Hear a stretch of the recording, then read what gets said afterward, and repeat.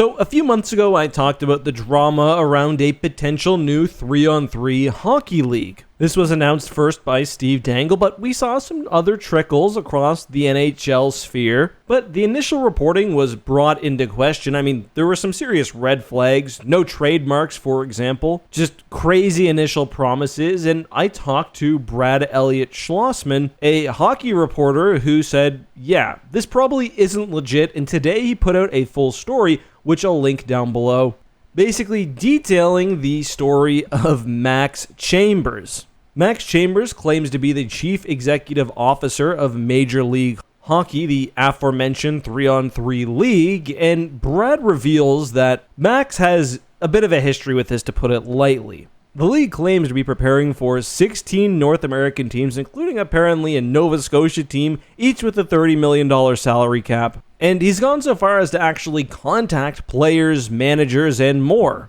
The problem is, and I'm not going to summarize the whole article, you should really read it yourself, is that Chambers has a history of doing this, to put it lightly. He makes these big promises, throws around all this supposed money, and shocker, it never exists.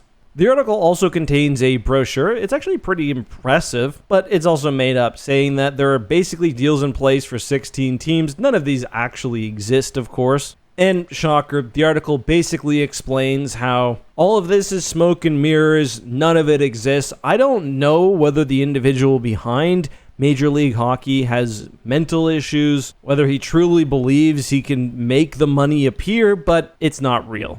Steve Dangle retracted his statement. He posted today as well that it was one of his major regrets, but you can't take it back, and he's right. But, honestly, one of the best and most valuable lessons that people are taught from a young age that all of us need to remember is that if something appears too good to be true, it probably is.